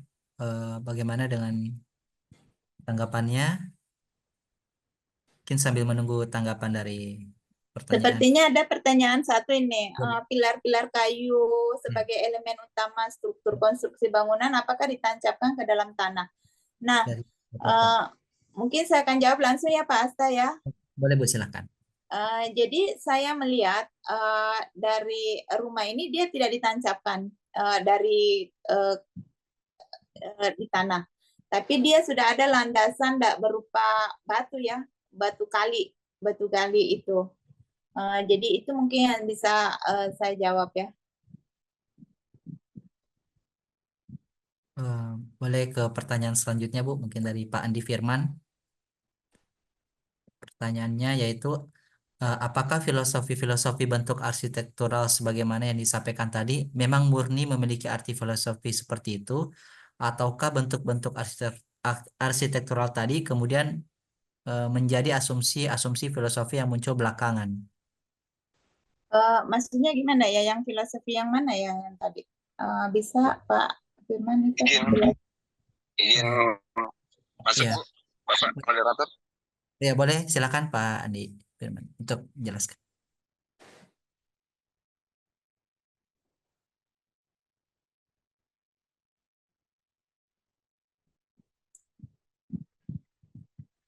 Mungkin maksudnya yang Parinawang tadi ya, di bagian tangga yang ada tangga yang tengah ya, ada balok Iya, tengah iya. ya. Iya, Jadi betul, ya. itu ya, jadi itu memang itu simbolisme. Jadi saya melakukan wawancara itu ke berapa orang yang memahami tentang simbol tangga. Jadi dia itu memang maknanya itu bahwa pemilik rumah itu memiliki posisi dan yang bisa memiliki parinawang itu balok tengah pada tangga itu hanya untuk kalangan bangsawan. Jadi di situ seperti tangga bambu. Zaman dulu kan kita tidak menggunakan kayu ya. Tangga bambu itu disusun-susun, itu ada tengahnya itu ada tiang lagi ada bambu lagi di tengahnya itu ini turun. Dia seperti tadi itu, cuma dia tadi itu seperti cuma dia materialnya ini kayu. Nah, waktu itu saya mendapat buku di Leiden. Waktu itu saya riset, saya mendapat buku di Leiden tentang itu, bukunya itu diterbitkan tahun 70-an. Jadi saya mendapatkan itu tipe-tipe tangga, dan pada saat itu saya melakukan wawancara ke orang tua yang memahami tentang simbolisme rumah Bugis. Jadi dia mengatakan bahwa ini adalah dia punya makna. Jadi tidak semua orang yang bisa menggunakan tangga yang model seperti tersebut. Mungkin itu yang bisa saya jawab. Baik, Bu. Terima kasih, Bu. Terima kasih. Baik, terima kasih atas pertanyaannya. Izin melanjutkan dari pertanyaan dari Pak Musriandi Bahi. Pertanyaannya yaitu, rumah tradisional Toraja seperti hal yang ada di Sulsel, rumah tradisional Bugis Makassar, Toraja, Mandar, dan sebagainya, dan sudah menjadi merupakan arsitektur tradisional yang selalu ditelusuri keunikan dan pemanfaatannya.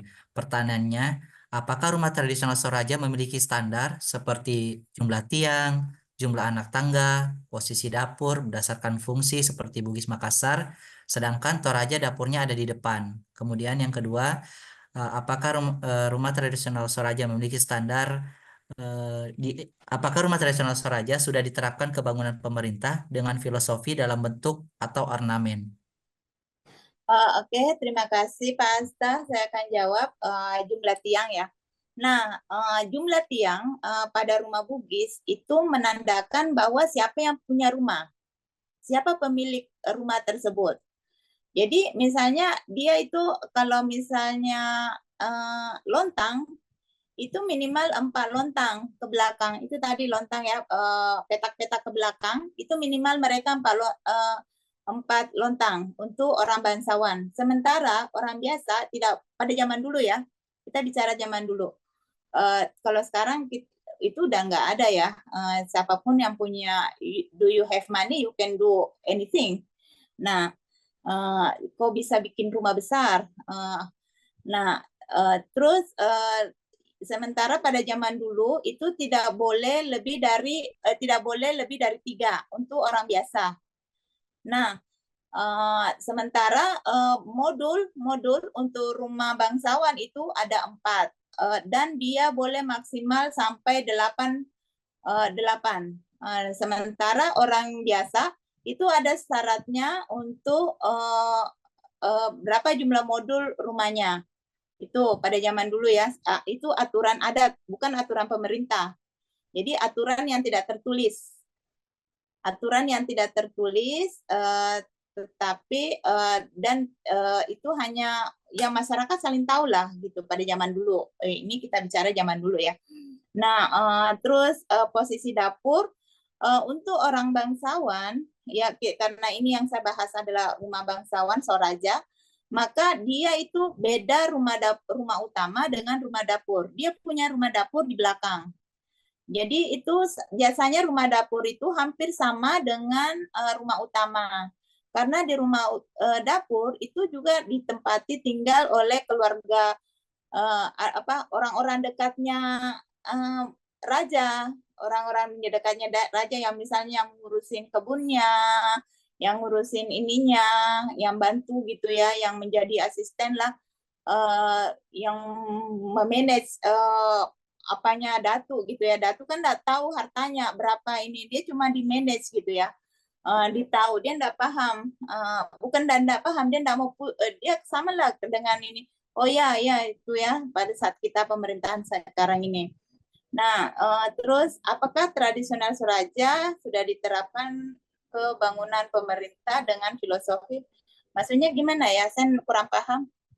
Mungkin bisa dijelaskan apakah diterapkan di bangunan pemerintah? Maksudnya gimana?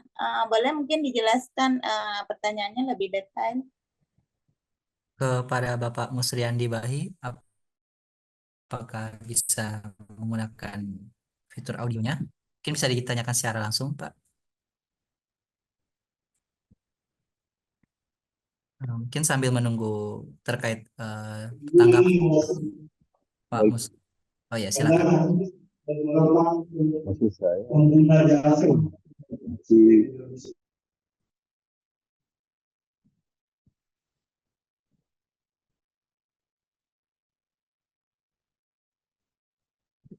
Kepada Pak Musriandi,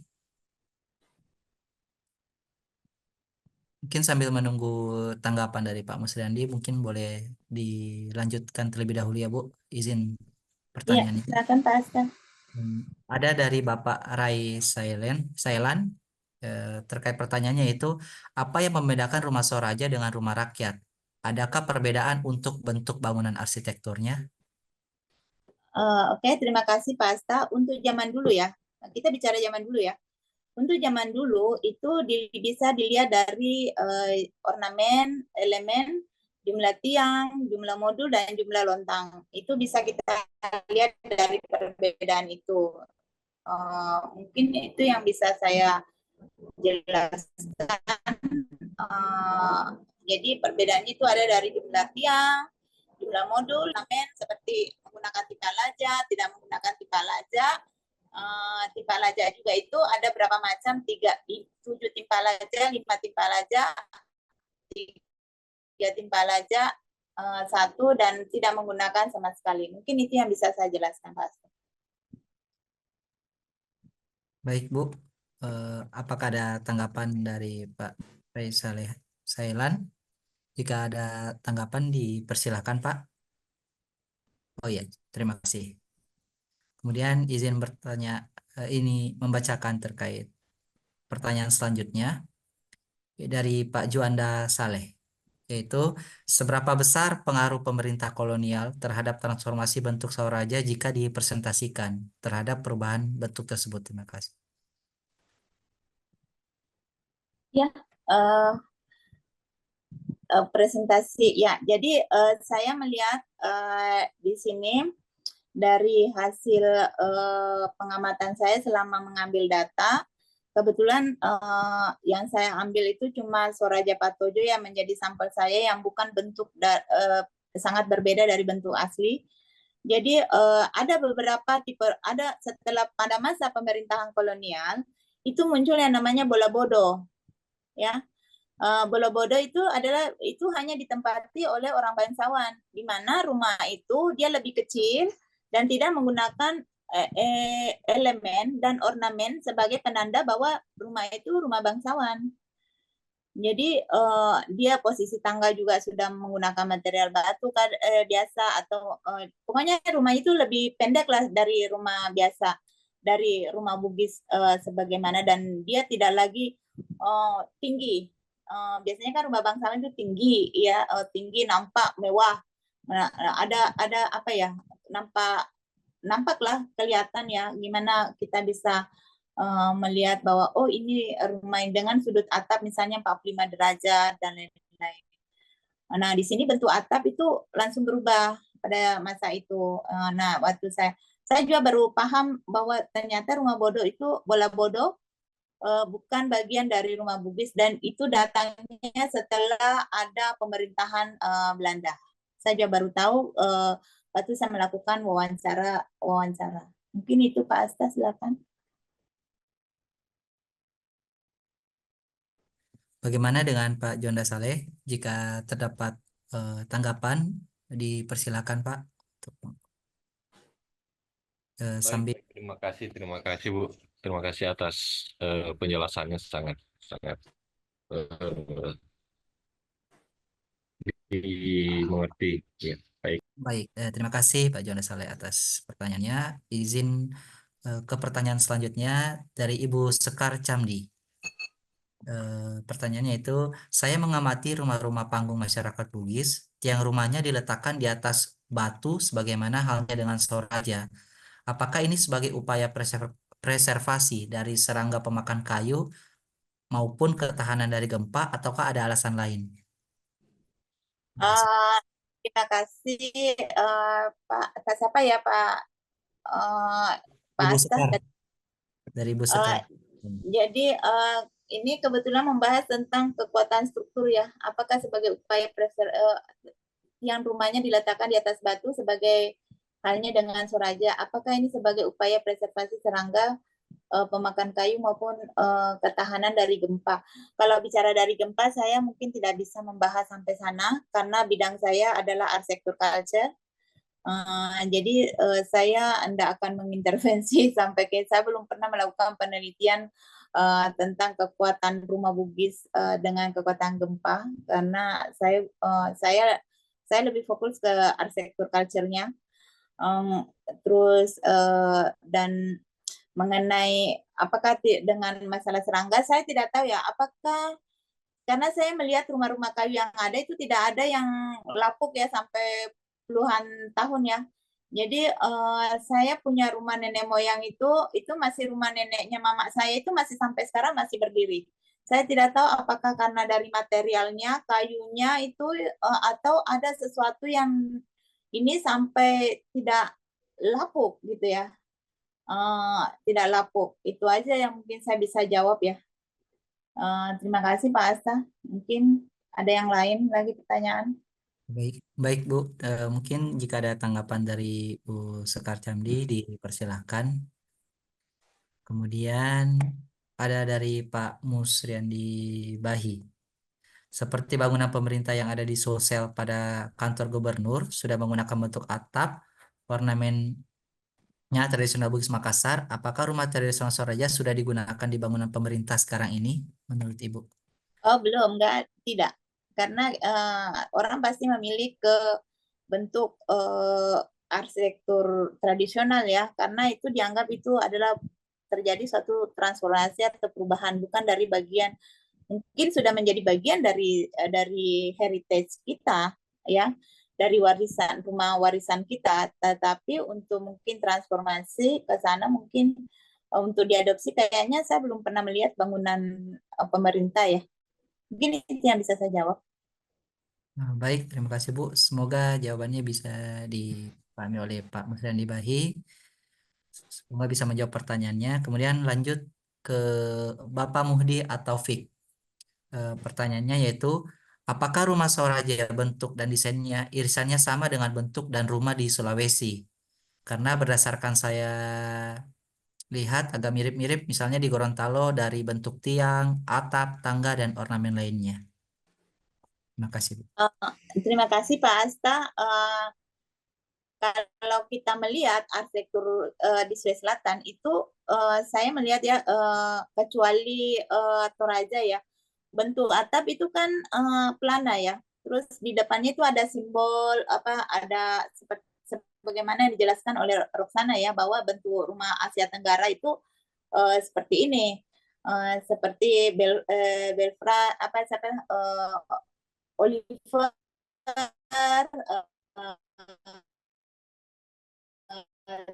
terus itu dia menjelaskan bahwa ornamennya dan lain-lain.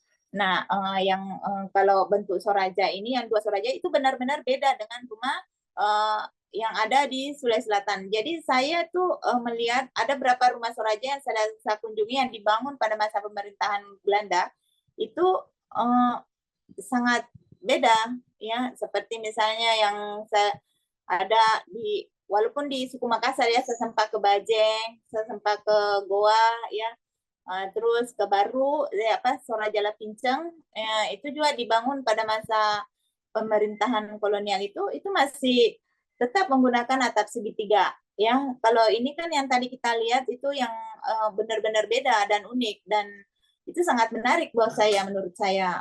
Itu dia. Jadi ada salah satu warisan budaya yang dibangun pada zaman dulu, pada 100 tahun yang lalu, bangunannya sudah seperti itu. Mungkin itu yang mungkin saya bisa jawab.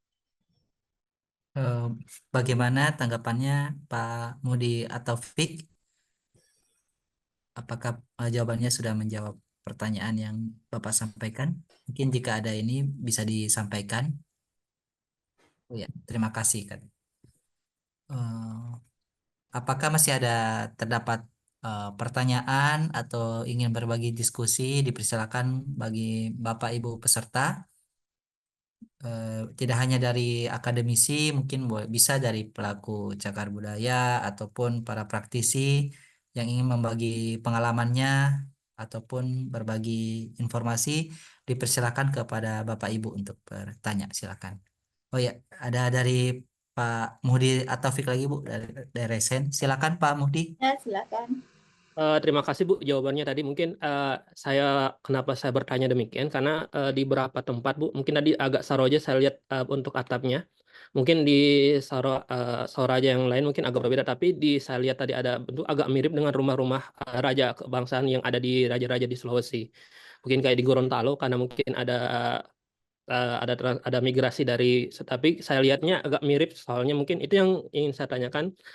Apakah memang betul ada irisan-irisan yang kemudian ketika misalnya raja-raja zaman dahulu ketika misalnya membangun, tapi ada hal-hal yang sama dengan rumah-rumah yang ada di sekitarnya seperti itu, mungkin kayak rumah-rumah istana dan lain-lain. Karena yang saya lihat juga agak mirip juga di Sulawesi, di Gorontalo kan rumah istananya bentuk tangganya hampir sama, walaupun mungkin saya lihat mungkin memang bentuk tangga, tapi dan kemudian juga ornamen panggungnya hampir sama seperti itu. Itu yang mungkin yang ingin saya tanggapi tadi jawaban tadi Bu, seperti itu. Terima kasih.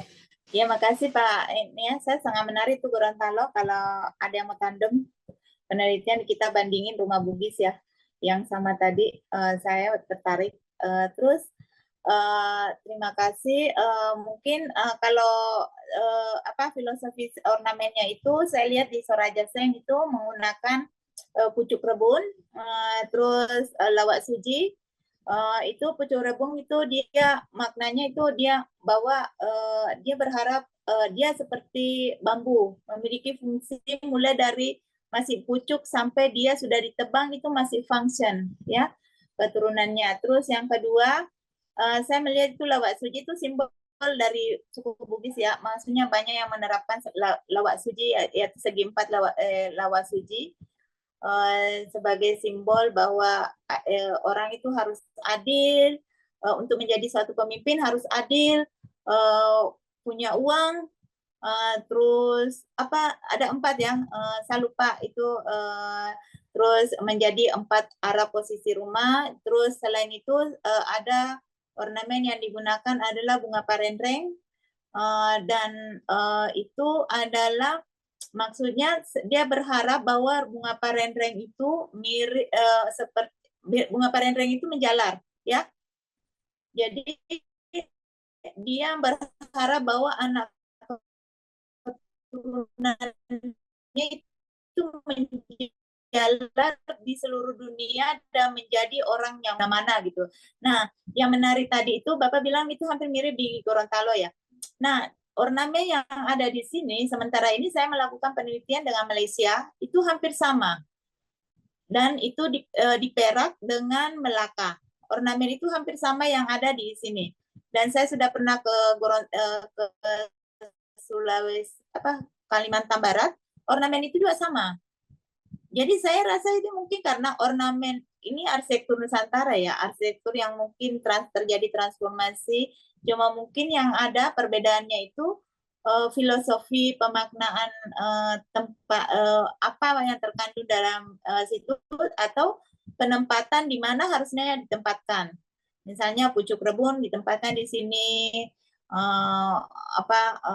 bunga parendreng posisinya harusnya di sini gitu. Mungkin itu yang bisa saya jelaskan.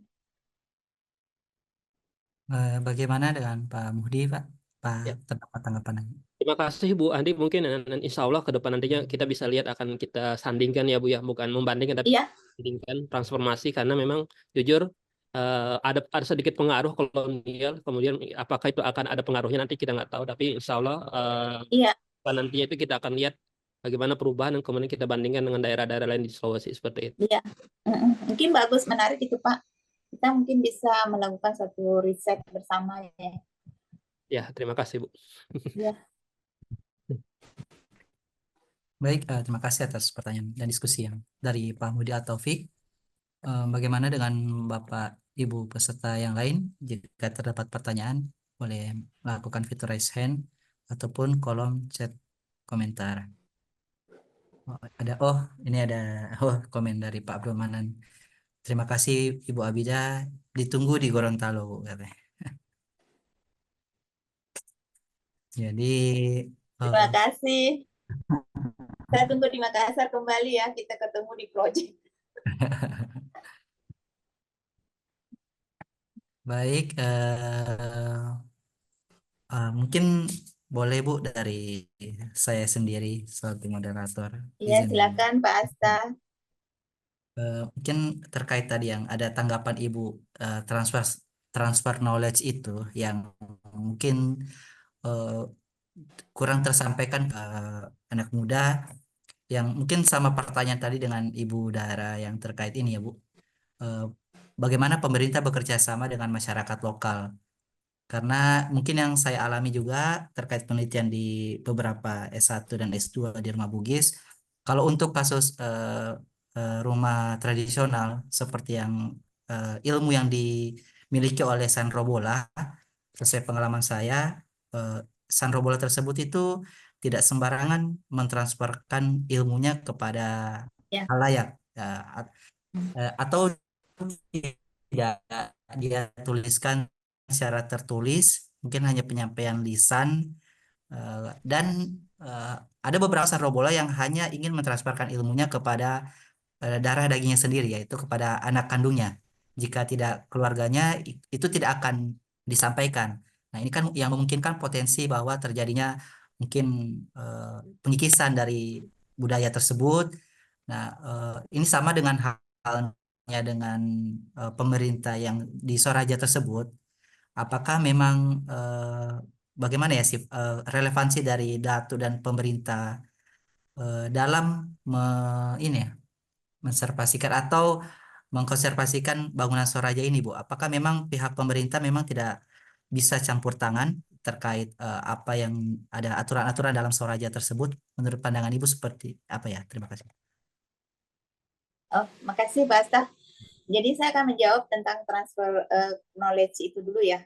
Jadi saya memang juga terus terang sangat susah untuk mendapatkan bagaimana sih standar-standar yang harus untuk rumah bangsawan dan rumah itu. Dan saya ingat waktu itu saya sampai jam 2 malam itu di rumahnya Pandrita Bola itu, dia belum mau kasih saya.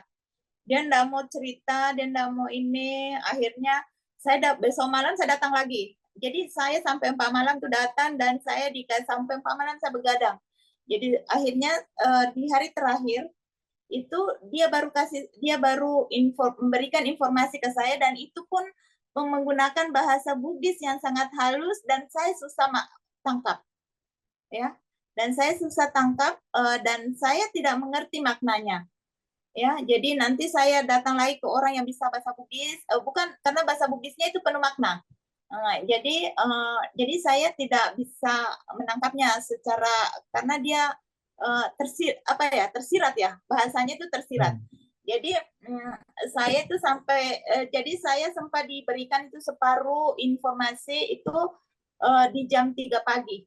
Jadi itu rumahnya itu jauh banget di dalam hutan itu. Saya datangin pokoknya saya bagaimana caranya saya bisa dapat itu, karena saya juga tidak akan selesai S3 saya kalau saya tidak dapat itu.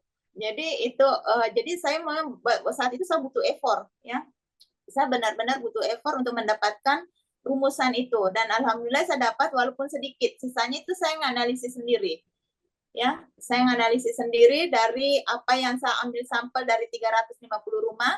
Di situ yang saya melakukan analisis, oh ternyata ini. Dan memang dari 350 sampel rumah yang saya ambil, tidak ada ukuran yang sama. Tidak ada ukuran yang sama, baik dari panjangnya, tingginya, semua tidak ada yang sama. Jadi itu yang jadi dari situ saya mengambil analisis seperti itu, bla bla bla. Dan mengenai tentang datu, apakah tidak ada kerjasama? Sebenarnya ada, cuma saat ini kan sudah tidak ada namanya kerajaan ya. Dan itu sudah menjadi tidak ada, dibilang kalau di keraton ya di Jogja ada wilayah batas. Sekarang kan sudah menjadi semua satu bagian dari kabupaten. Ya. Nah, kalau misalnya mengkonservasi, pemerintah memberikan sumbangsi konservasi, ya ada kemarin itu mereka sudah berikan dana untuk dilakukan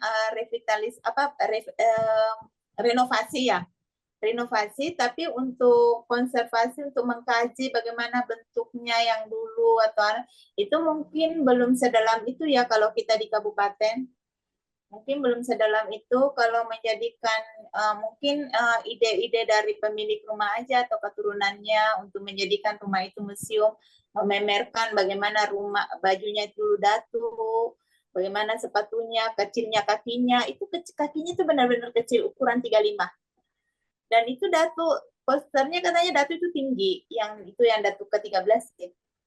Nah, di situ saya jadi kalau untuk kerjasama datu mungkin saya rasa ada, cuma mungkin juga kita lihat pemerintah mungkin keterbatasan dana, karena saya rasa itu no easy ya untuk melakukan itu untuk konservasi, karena apalagi kita orang Indonesia terutama di Sulawesi itu lebih merujuk ke arsitektur modern. Nah, beda dengan negara-negara tetangga, misalnya Malaysia, dia betul-betul bangunan heritage itu benar-benar terjaga dan menjadi objek wisata ya, sehingga bisa menghasilkan income ya untuk bangunan itu sendiri, supaya ada maintenance dan masyarakat sekitar yang bisa akhirnya ada penjual-penjual itu kan gitu mungkin Pak Asta ya. Baik Bu, sangat menarik sekali ya, jawabannya sangat baik sekali. Dan mungkin sedikit berbagi pengalaman yang saya alami juga ketika berhadapan dengan narasumber, khususnya Pandita Bola atau Sandro Bola. Bahkan saya pernah asapi Iya, benar. Gitu. Iya, Jadi begitu. Ya, saya tidak tahu maknanya, tapi ya karena informasi yang ingin diperoleh ya saya terima saja seperti itu. Ya, saya juga begitu, korban. Ya mungkin. Jadi harus ada ritual gitu ya. Jadi ada ritual lah yang harus kita lewati untuk mendapat informasi itu. Iya, benar. Ada ritual ya. Dan itu dia tidak bisa memberikan informasi kalau orang yang katanya yang mendampingi dia, yang ada yang mendampingi, ada saya tidak paham ya, mengatakan, wah iya silakan berikan. Itu jadi saya itu setiap malam mulai dari pagi sudah datang jam 10 itu saya sudah ada di rumahnya sampai saya pulang jam 2, kadang jam 3 gitu ya. Itu. Bagaimana dengan peserta yang lain? Apakah masih terdapat pertanyaan? Mungkin jika tidak ada, mungkin bisa saya sebagai moderator, sebelum kita mengakhiri terkait pemaparan diskusi, mungkin ada kata-kata penutup dari Ibu narasumber terkait bagaimana bagaimana isi materi ataupun tanggapan-tanggapan dari para peserta, Bu, dipersilahkan. Terima kasih. Mungkin dari saya jadi saya berpikir bahwa rumah Bugis khususnya di Kabupaten Sopeng ya, pernah terjadi perubahan karena adanya aturan dari pemerintah kolonial. Terus kembali setelah itu kembali ke bentuk semula setelah kemerdekaan menggunakan atap lana dengan elemen timpa laja, tetapi tidak lagi menggunakan ornamen. Karena kenapa? Mungkin keterbatasan karena mungkin mahal atau mungkin tidak ada lagi yang pandai atau memahami tentang pembuatan ornamen itu karena ada jarak tenggang waktu yang tidak dilakukan atau tidak ada lagi transfer knowledge nenek yang karena ini kan zaman kemerdekaan sebelum kemerdekaan dan ini setelah kemerdekaan.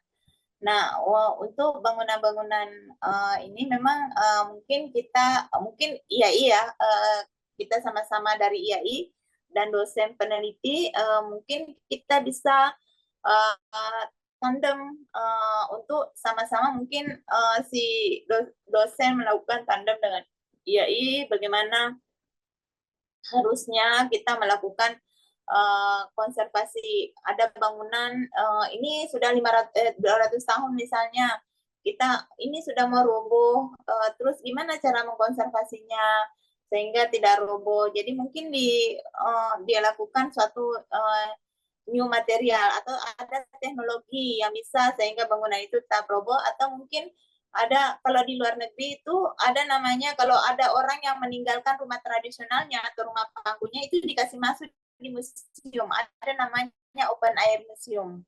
Jadi semua itu ada bangunan-bangunan tradisional yang dibangun sekian, pemiliknya siapa, itu dia sumbangkan ke pemerintah. Akhirnya kawasan itu menjadi pusat riset dan juga menjadi tempat wisata. Mungkin itu dari saya, mungkin Pak Asta. Baik Bu, terima kasih banyak atas pemaparan materi dan diskusi yang sangat menarik dan sangat banyak informasi terkait informasi pengetahuan yang baru, khususnya bagaimana transformasi bentuk Swaraja pada masa kolonial dan pada studi kasus Swaraja Patojo dan Swaraja Seng. Tadi terdapat beberapa kesimpulan, ada beberapa terkait bagaimana pelestarian warisan budaya, pemahaman pengaruh kolonial terhadap aturan-aturan terhadap rumah bangsawan, kemudian terdapat studi perbandingan arsitektural dari Swaraja, atribusi dan relevansi terhadap arsitektur saat ini. Dan terdapat beberapa kesimpulan mungkin bagi tadi yang dijelaskan oleh Ibu Andi Abida, kita bisa melakukan riset kerjasama ataupun kolaborasi baik bagi para akademisi dari IAI dan Gorontalo, tadi sudah disebutkan mungkin dari Pak Muhdi ataupun yang dari Luwu, kita sangat terbuka untuk melakukan kegiatan kolaborasi khususnya dalam penelitian-penelitian yang ingin dikaji. Mungkin itu saja dari saya selaku moderator dalam memandu terkait ke pelaksanaan kegiatan diskusi. Selebihnya, kurang lebihnya mohon dimaafkan jika terdapat hal-hal yang terkendala dari teknis atau baik disengaja maupun tidak disengaja. Saya Asta Juliarman Hatta selaku moderator izin mundurkan diri. Untuk selebihnya saya serahkan kepada MC. Terima kasih. Assalamualaikum warahmatullahi wabarakatuh. Waalaikumsalam warahmatullahi wabarakatuh. Waalaikumsalam warahmatullahi wabarakatuh. Baik. Terima kasih kepada narasumber Ibu Dr. Ren Andi Abida STMT dan moderator Bapak Asta Juliarman Harta STMR yang sudah memaparkan materi serta berdiskusi dan tanya jawabnya dalam acara webinar seri 23 tema transformasi bentuk Sawaraja. Sebelum kita tutup, dimohon para peserta membuka kameranya. Mari kita foto bersama. Saya serahkan kepada operator. Foto juga.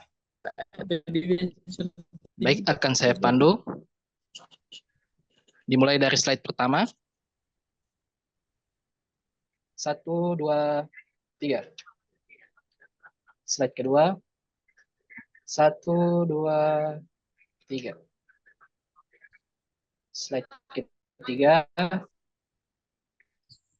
1, 2, 3. Yang terakhir, saya kembali